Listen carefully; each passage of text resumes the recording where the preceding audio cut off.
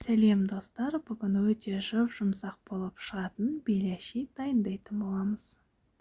Алдын ала ыдысымызға тұзымызды, жылы суымызды және біраз қасық қантымызды салып, ерігенше араластырып, оның үстінен сүтімізді құйып, 2 үлкен ас қасықпен сұйық құямыз.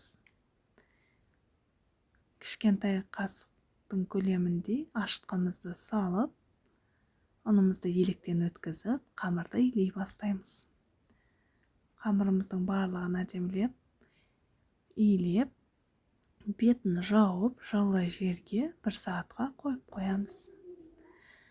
1 сағаттан соң осылай әдемі болып ашып шығады. Осының барлығын домалақ пішінге келтіріп, бетін жауып, қойып қоямыз. Салмасына тартылған ет, пияз, дәмдеуіштерден паприка, қара бұрыш, тұз және кішкене салқын су құйып, барлығын жақсылап араластырып дайындап қоямыз.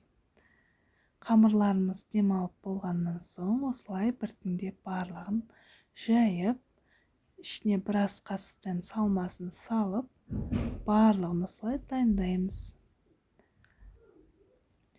Осылай біртіндеп алып, оқтаудың көмегімен қатты баспай жайып шығамыз. Майымыздың қызғанын спашка арқылы білетін боламыз.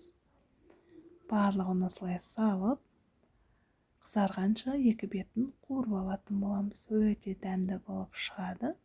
Барлықтарыңызға тура осылай дайындауға кеңес беремін. Достар, ұнаса лайк басып, парақшама тіркеліп кетіңіз. Күн сайын жаңа рецептермен бөлісетін боламын. Дайындап көріңіздер, ас болсын.